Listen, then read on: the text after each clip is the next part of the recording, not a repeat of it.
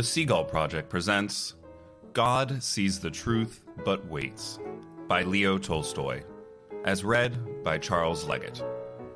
You can find more stories from the Great Souls podcast wherever you found this.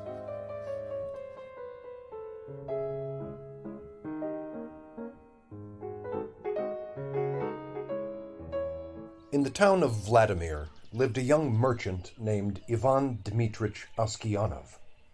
He had 2 shops and a house of his own. Oskianov was a handsome, fair-haired, curly-headed fellow, full of fun, and very fond of singing. When quite a young man, he had been given to drink, and was riotous when he had had too much, but after he married, he gave up drinking, except now and then.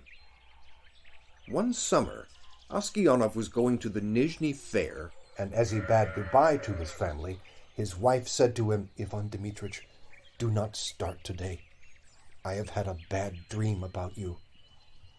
Oskianov laughed and said, "You are afraid that when I get to the fair I shall go on a spree."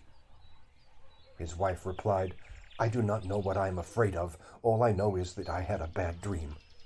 I dreamed you returned from the town, and when you took off your cap, I saw that your hair was quite gray." Oskianov laughed. "That's a lucky sign," said he. "See if I don't sell out all my goods, and bring you some presents from the fair." So he said goodbye to his family and drove away. When he had traveled halfway, he met a merchant whom he knew, and they put up at the same inn for the night. They had some tea together, and then went to bed in adjoining rooms. It was not Oskianov's habit to sleep late, and wishing to travel while it was still cool, he aroused his driver before dawn and told him to put in the horses. Then he made his way across to the landlord of the inn, who lived in a cottage at the back, paid his bill, and continued his journey. When he had gone about 25 miles, he stopped for the horses to be fed. Oskianov rested a while in the passage of the inn. Then he stepped out into the porch and, ordering a samovar to be heated, got out his guitar and began to play. Suddenly a troika drove up with tinkling bells, and an official alighted, followed by 2 soldiers. He came to Oskianov and began to question him, asking him who he was and whence he came. Oskianov answered him fully and said, "Won't you have some tea with me?" But the official went on cross-questioning him and asking him, "Where did you spend last night? Were you alone or with a fellow merchant? Did you see the other merchant this morning? Why did you leave the inn before dawn?" Oskianov wondered why he was asked all these questions, but he described all that had happened and then added, "Why do you cross-question me as if I were a thief or a robber? I am traveling on business of my own, and there is no need to question me." Then the official, calling the soldiers, said, "I am the police officer of this district, and I question you because the merchant with whom you spent last night has been found with his throat cut. We must search your things." They entered the house. The soldiers and the police officer unstrapped Oskianov's luggage and searched it. Suddenly the officer drew a knife out of a bag, crying, "Whose knife is this?" Oskianov looked, and seeing a blood-stained knife taken from his bag, he was frightened. "How is it there is blood on this knife?" Oskianov tried to answer, but could hardly utter a word, and only stammered, "I don't know. Not mine." Then the police officer said, "This morning the merchant was found in bed with his throat cut. You are the only person who could have done it. The house was locked from inside and no one else was there. Here's this blood-stained knife in your bag, and your face and manner betray you. Tell me how you killed him and how much money you stole." Oskianov swore he had not done it, that he had not seen the merchant after they had had tea together, that he had no money except 8,000 rubles of his own, and that the knife was not his, but his voice was broken, his face pale, and he trembled with fear as though he were guilty. The police officer ordered the soldiers to bind Oskianov and to put him in the cart. As they tied his feet together and flung him into the cart, Oskianov crossed himself and wept. His money and goods were taken from him, and he was sent to the nearest town and imprisoned there. Inquiries as to his character were made in Vladimir. The merchants and other inhabitants of that town said that in former days he used to drink and waste his time, but that he was a good man. Then the trial came on. He was charged with murdering a merchant from Ryazan and robbing him of 20,000 rubles. His wife was in despair and did not know what to believe. Her children were all quite small. One was a baby at her breast. Taking them all with her, she went to the town where her husband was in jail. At first she was not allowed to see him, but after much begging, she obtained permission from the officials and was taken to him. When she saw her husband in prison dress and in chains, shut up with thieves and criminals, she fell down and did not come to her senses for a long time. Then she drew her children to her and sat down near him. She told him of things at home and asked about what had happened to him. He told her all, and she asked, "What can we do now?" "We must petition the Tsar not to let an innocent man perish." His wife told him that she had sent a petition to the Tsar, but it had not been accepted. Oskianov did not reply, but only looked downcast. Then his wife said, "It was not for nothing I dreamed your hair had turned gray. You remember, you should not have started that day." And passing her fingers through his hair, she said, "Vanya, dearest, tell your wife the truth. Was it not you who did it?" "So you too suspect me," said Oskianov, and hiding his face in his hands, he began to weep. Then a soldier came to say that the wife and children must go away, and Oskianov said goodbye to his family for the last time. When they were gone, Oskianov recalled what had been said, and when he remembered that his wife also had suspected him, he said to himself, "It seems that only God can know the truth. It is to him alone we must appeal, and from him alone expect mercy." And Oskianov wrote no more petitions, gave up all hope, and only prayed to God. Oskianov was condemned to be flogged and sent to the mines. So he was flogged with a knout, and when the wounds made by the knout were healed, he was driven to Siberia with other convicts. For 26 years, Oskianov lived as a convict in Siberia. His hair turned white as snow, and his beard grew long, thin, and gray. All his mirth went.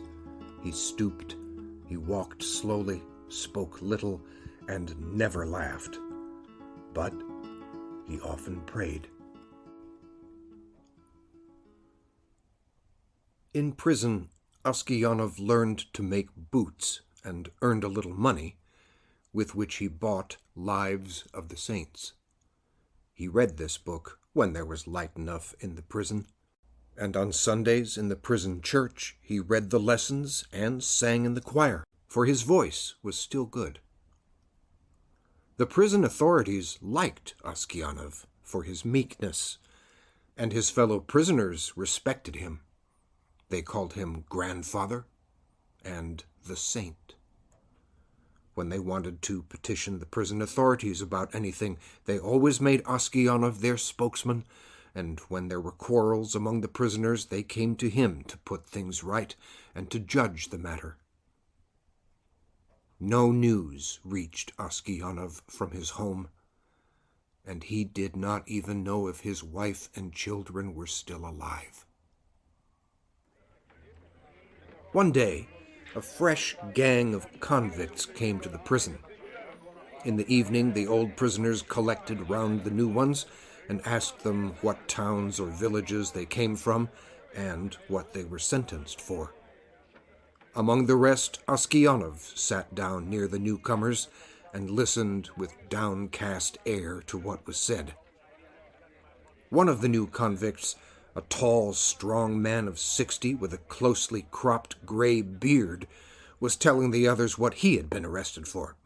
"Well, friends," he said, "I only took a horse that was tied to a sledge, and I was arrested and accused of stealing.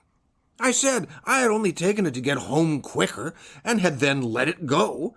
Besides, the driver was a personal friend of mine. So I said, it's all right." "No," said they, "you stole it." But how or where I stole it, they could not say. I once really did something wrong and ought by rights to have come here long ago. But that time I was not found out. Now I have been sent here for nothing at all.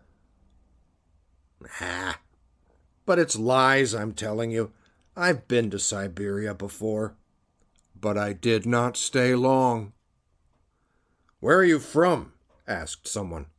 "From Vladimir. My family are of that town. My name is Makar, and they also call me Semyonich." Oskionov raised his head and said, "Tell me, Semyonich, do you know anything of the merchants Oskionov of Vladimir? Are they still alive?" "Know them? Of course I do. The Oskionovs are rich, though their father is in Siberia, a sinner like ourselves, it seems. As for you, Granddad, how did you come here?" Oskionov did not like to speak of his misfortune.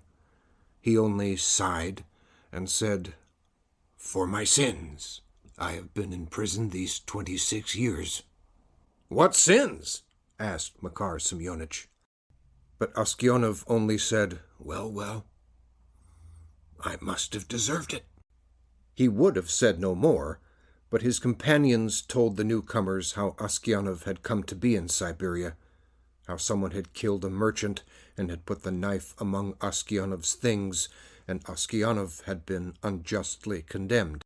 When Makar Semyonich heard this, he looked at Oskionov, slapped his own knee, and exclaimed, "Well, this is wonderful, really wonderful!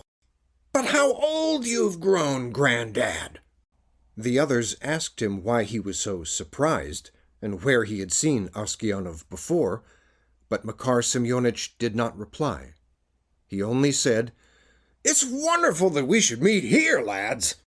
These words made Oskionov wonder whether this man knew who had killed the merchant. So he said, "Perhaps, Semyonich, you have heard of that affair, or maybe you've seen me before?" "How could I help hearing? The world's full of rumors. But it's a long time ago, and I've forgotten what I heard." "Perhaps you heard who killed the merchant?" asked Oskionov. Makar Semyonich laughed and replied, "It must have been him in whose bag the knife was found. If someone else hid the knife there, he's not a thief till he's caught, as the saying is. How could anyone put a knife into your bag while it was under your head? It would surely have woke you up." When Oskionov heard these words, he felt sure this was the man who had killed the merchant. He rose and went away. All that night, Oskionov lay awake. He felt terribly unhappy, and all sorts of images rose in his mind. There was the image of his wife, as she was when he parted from her to go to the fair. He saw her as if she were present. Her face and her eyes rose before him. He heard her speak and laugh. Then he saw his children, quite little as they were at that time, one with a little cloak on, another at his mother's breast. And then he remembered himself as he used to be, young and merry. He remembered how he sat playing the guitar in the porch of the inn where he was arrested, and how free from care he had been. He saw in his mind the place where he was flogged, the executioner, and the people standing around, the chains, the convicts, all the 26 years of his prison life and his premature old age. The thought of it all made him so wretched that he was ready to kill himself. And it's all that villain's doing, thought Oskianov. And his anger was so great against Makar Semyonich that he longed for vengeance, even if he himself should perish for it. He kept repeating prayers all night, but could get no peace. During the day, he did not go near Makar Semyonich, nor even look at him. A fortnight passed in this way. Oskianov could not sleep at night, and was so miserable that he did not know what to do. One night, as he was walking about the prison, he noticed some earth that came rolling out from under one of the shelves on which the prisoners slept. He stopped to see what it was. Suddenly Makar Semyonich crept out from under the shelf and looked up at Oskianov with frightened face. Oskianov tried to pass without looking at him, but Makar seized his hand and told him that he had dug a hole under the wall, getting rid of the earth by putting it into his high boots and emptying it out every day on the road when the prisoners were driven to their work. "Just you keep quiet, old man, and you shall get out too. If you blab, they'll flog the life out of me, but I will kill you first." Oskianov trembled with anger as he looked at his enemy. He drew his hand away, saying, "I have no wish to escape, and you have no need to kill me. You killed me long ago. As to telling of you, I may do so or not, as God shall direct." Next day, when the convicts were led out to work, the convoy soldiers noticed that one or other of the prisoners emptied some earth out of his boots. The prison was searched and the tunnel found. The governor came and questioned all the prisoners to find out who had dug the hole. They all denied any knowledge of it. Those who knew would not betray Makar Semyonich, knowing he would be flogged almost to death. At last the governor turned to Oskianov, whom he knew to be a just man, and said, "You are a truthful old man. Tell me, before God, who dug the hole?" Makar Semyonich stood as if he were quite unconcerned, looking at the governor and not so much as glancing at Oskianov. Oskianov's lips and hands trembled, and for a long time he could not utter a word. He thought, "Why should I screen him who ruined my life? Let him pay for what I have suffered. But if I tell, they will probably flog the life out of him, and maybe I suspect him wrongly. And after all, what good would it be to me?" "Well, old man," repeated the governor, "tell me the truth. Who has been digging under the wall?" Oskianov glanced at Makar Semyonich and said, "I cannot say, Your Honor. It is not God's will that I should tell. Do what you like with me. I am in your hands." However much the governor tried, Oskianov would say no more, and so the matter had to be left. That night, when Oskianov was lying on his bed and just beginning to doze, someone came quietly and sat down on his bed. He peered through the darkness and recognized Makar. "What more do you want of me?" asked Oskianov. "Why have you come here?" Makar Semyonich was silent. So Oskianov sat up and said, "What do you want? Go away, or I will call the guard." Makar Semyonich bent close over Oskianov and whispered, "Ivan Dmitrich, forgive me." "What for?" asked Oskianov. "It was I who killed the merchant, and hid the knife among your things. I meant to kill you too, but I heard a noise outside, so I hid the knife in your bag and escaped out of the window." Askionov was silent and did not know what to say. Makar Semyonich slid off the bed shelf and knelt upon the ground. "Ivan Dmitritch," said he, "forgive me. For the love of God, forgive me. I will confess that it was I who killed the merchant, and you will be released and can go to your home." "It is easy for you to talk," said Askionov, "but I have suffered for you these 26 years. Where could I go to now? My wife is dead, and my children have forgotten me. I have nowhere to go." Makar Semyonich did not rise, but beat his head on the floor. "Ivan Dmitritch, forgive me," he cried. "When they flogged me with the knout, it was not so hard to bear as it is to see you now. Yet you had pity on me and did not tell. For Christ's sake, forgive me, wretch that I am." And he began to sob. When Askionov heard him sobbing, he too began to weep. "God will forgive you," said he. "Maybe I am 100 times worse than you." And at these words his heart grew light, and the longing for home left him. He no longer had any desire to leave the prison, but only hoped for his last hour to come.